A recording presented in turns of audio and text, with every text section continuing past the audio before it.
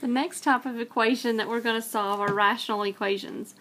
Rational equations are when you have an equation with variables in the denominator, like something like 1 over x equals 2 over x minus 1 plus 7. That would be a rational equation. Remember, rational has the root word of ratio, like a fraction. Okay?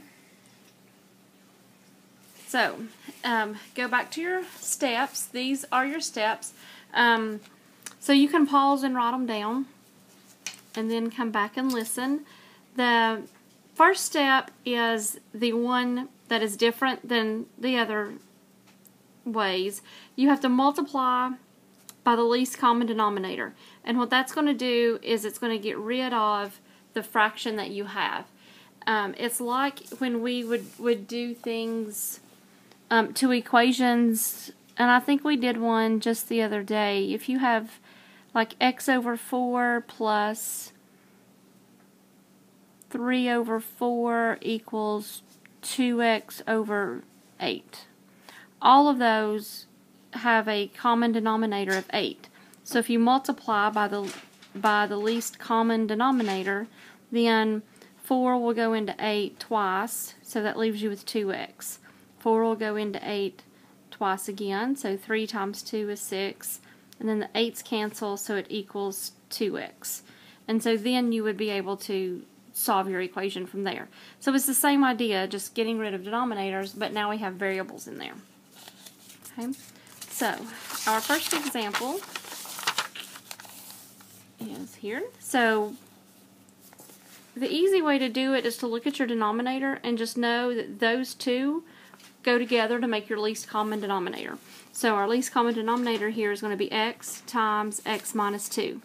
So I have to multiply everything by x times x minus 2.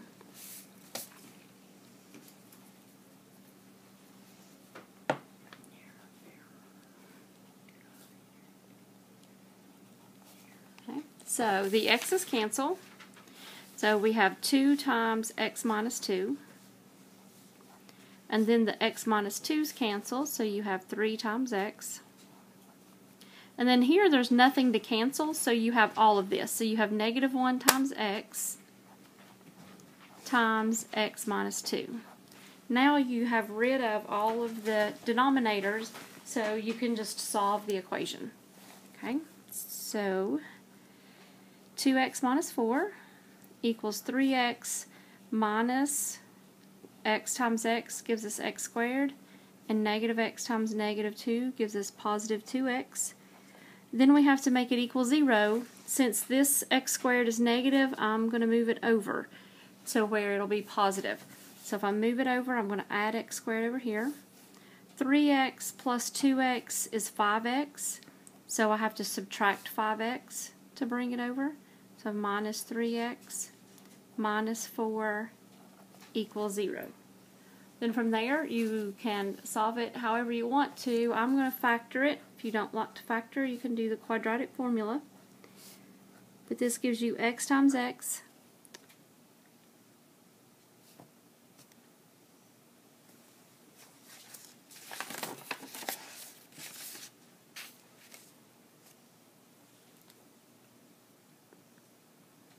and then you have to figure out what will multiply to give you 4 but add to give you negative 3. So that would be negative 4 and positive 1, because negative 4 times 1 is negative 4. Negative 4 plus 1 is negative 3. So set each factor equal to 0. So then x equals 4 and x equals negative 1. Now these are not like the radicals. These should both work, so you want to check them and make sure that they work. So if you check these, you're just going to take the answer. On the first one it was 4, put it in here in both places for x. And so it checks out, and then do the same thing with negative 1, and it checks out. So if you want to pause and look over that for a minute, you can. But both of these are true solutions.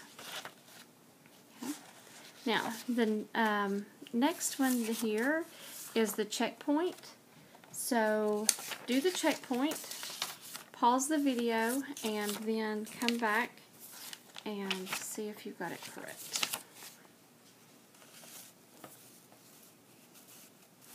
Okay, here is your checkpoint worked out. You end up with -4 and -1 as solutions, which is similar answers to the other example. But on this one, x and x plus 3 are your common denominator.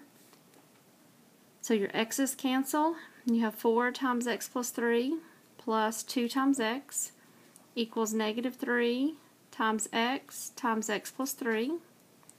So we get 4x plus 12, because you multiply by 4, plus 2x equals -3 times x is -3x, and then you'll distribute that. So -3x times x is -3x squared. -3x times 3 is -9x. And then you want your x squared to be positive, so move it over here to make it positive 3x squared. And then 4 plus 2 is 6, and then add the 9 over, so you get 15x plus 12 equals 0. And then you can factor out a 3, and then you end up with x equals -4. My family's laughing at me. X equals -4, and x equals -1. Okay, and then you can check those. And here they are checked if you want to see them. And both of those answers work. Okay. And this video was a little bit shorter, but I'm afraid I'll run out of time, so the absolute value I'll do on a separate video. So you're going to take this and fold it back. You are going to glue it in on page 72. On page 72, we did the fold it here and put your glue down on the little tab you made and glue it down, and then you'll be able to open it up and put more back here if you need to. So there are problems in your assignment sheet that go along with the rationals.